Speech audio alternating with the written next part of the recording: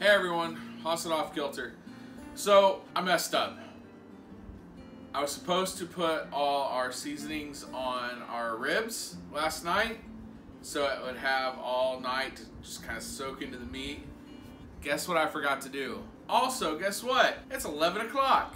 My ribs need to go anywhere between 4 to 6 hours. So we are pushing it, let's say, to get it done in time. So I'm gonna show you how I do my ribs. I use the Anova sous vide machine. I have a smoker. It doesn't get hot enough to create any kind of bark. So basically, if I want to smoke ribs, I have to put it out there and then finish stuff anyway. So these ribs are not gonna be smoky. I also only make dry ribs. Hannah does not like barbecue flavor. Haven't pinpointed what about it she doesn't like. She loves dry rub ribs. She just doesn't like barbecue sauce. And Owen refuses to eat any kind of sauce. I don't know what his deal is. He won't eat pizza. He won't eat anything. I don't get it, but he won't eat any kind of sauce. So our ribs are dry. So I use a sous vide machine. I vacuum seal it once I season the meat. I vacuum seal it. This is the pot I use right now. Eventually I'll get one of those nice polycarbonate tubs with lids. Until then, if it's just steaks, I use a much smaller saucepan, or stock pan, I guess is the proper name. When I'm doing ribs, because they're larger, I use this giant canning pot. Let's get started on that, and then I'll show you the whole process all the way through. So while I'm getting in here, it's time to let you know, if this isn't your first time ever cooking ribs, you already know this. But if this is your first time cooking ribs, you kind of need to know it. So there are so many different methods when it comes to ribs. The most famous method is the 3-2-1 method, which I've done and I enjoy. I don't know if Johnny Trigg came up with that method or not. That's just where I first heard about it from. You can go to, there's all kinds of pit masters in their own method, whether they grill them the whole way, they smoke them, they bake them. The key thing with ribs, and I've gotten into some pretty heated debates about this. The key thing with ribs, a rib should not fall off the bone. It should come away cleanly from the bone, but it should not fall off the bone. If it falls off the bone, you cooked it way too long. A rib should come cleanly off the bone with a clean bite path. It shouldn't just fall off the bone. If it falls off the bone, you've cooked it too long. So what you need to do with ribs is on the back of them, there's this silver skin, or slag is the way I've always heard it called. You gotta take this off, and a spoon is the easiest way to do it. You can try to use a knife, but it's gonna cut it. It's no fun, and that's the reason why I was drying it off and dabbing it with that paper towel, is so I could get a good grip. There we go. Another reason that we don't do sauce on ribs right now is it's really hard to find a decent tasting, sugar-free barbecue sauce. I've tried, I can't remember the name of it, their ketchup, and it had just a chemically taste that it turned me off, and so I didn't even want to try their barbecue sauce.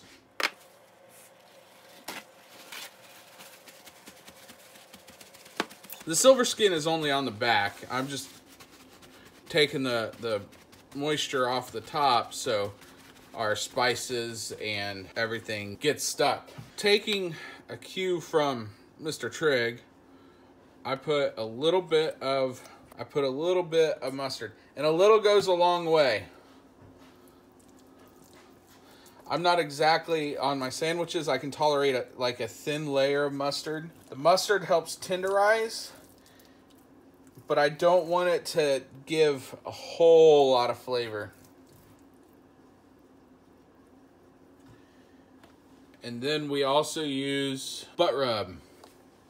This is a delicious, sugar-free, so it's keto and carnivore friendly rub, and I put it on there. You can get this stuff really cheap. The meat market we use, Max Meat Market up in Winter Haven. Now these ribs didn't come from there because we just weren't up that way come payday. But normally we make a special trip. They sell an even bigger one, and we're gonna get the bigger one next time we go up there. So I really make sure this thing is covered.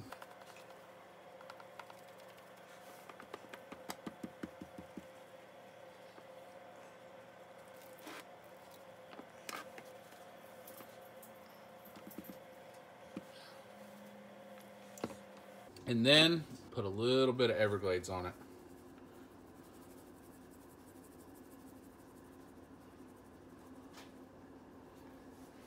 Not a lot, just a little. All right, then we flip it over. We do the same thing. I always do the top first. That way when I flip it back over, if I need to touch up with the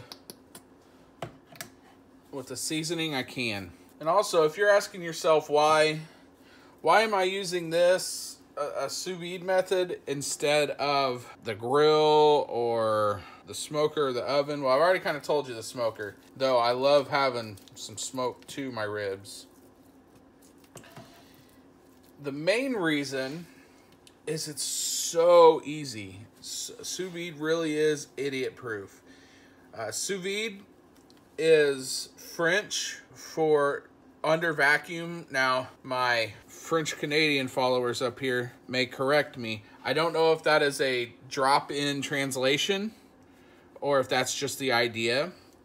But basically with sous vide, once you season your meat or vegetables, you can do anything in a sous vide. Once you season whatever you're doing, you put it in a vacuum seal bag, and then you put it in a water bath, essentially, for however long you want at your temperature. And it's exact.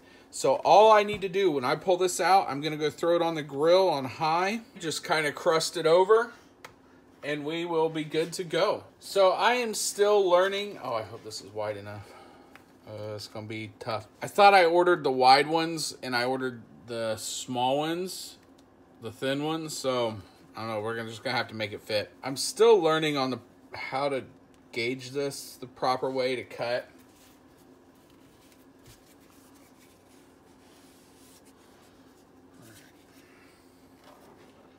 Set this off. So I think anytime I deal with something that has a little bit extra liquid, I'm going to go ahead and seal in a paper towel up at the top as well and just cut a little extra bag. All right.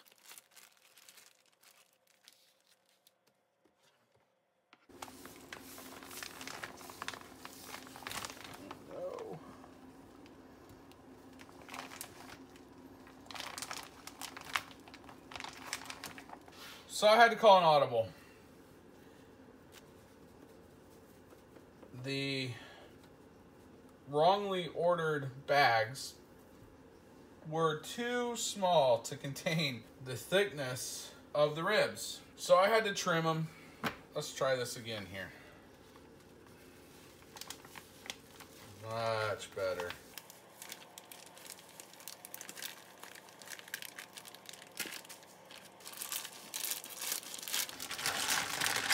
Remember how I mentioned I'm still struggling with how long to make these? So I think what I'm gonna do, I'll probably get hollered at by this in the comments. I don't care. I just make some little riblets out of that top cap. There, now I'm not wasting space, though I think I may have just messed up the top of my bag. Oh well. I don't know if this is gonna do anything, but we're gonna throw some butter in there too.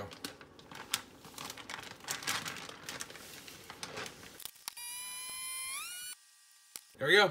Now it is ready for the sous vide. So, because I'm paranoid, I put this baking stone underneath. You probably don't need it, but I'm paranoid about it messing with the counter. So I have it set at 166. The water right now is 124-ish out of the tap. So I'll go ahead, I'll turn that on. It'll start circulating. We'll put our ribs in. I'm gonna cover this with foil just to help this thing maintain the heat, especially at that high of a temp. And I'm gonna let this go for 4 to 6 hours, pull it out. It's gonna look ugly when it comes out, I'm not gonna lie. If you've never sous vide something, when you pull it out of the bag, it looks gross. It's very gray, it needs color added to it. I'll put it on the grill, I'll bark it up and we'll have a good dinner. So I'll show you all that when we're done. All right, everyone. We've been letting this go since about 11:30, 11:45 when I put it in. It's now 5:40, so it's been in there for quite a few hours. Now remember, I told you that this will look disgusting when I open it. It'll look a little better, the ribs will, than steak. Steak looks really gross, but it'll look a little better because it has the rub on it. So they are fully cooked right now.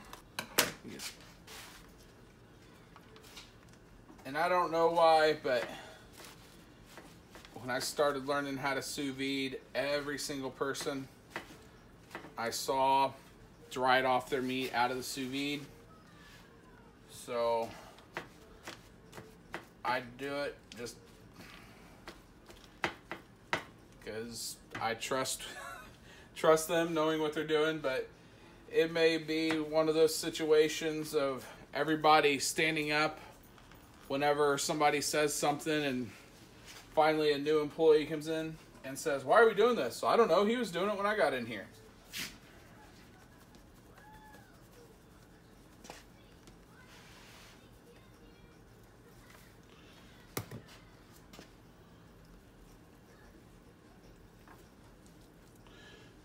But as you can see, it doesn't look wholly appetizing. Just a quick dusting. All right, let's go put it on the grill. Wow. Yeah, but remember, there's fire ants in it. Well, that's a big large one. Yep. And that one is little, and that one is little.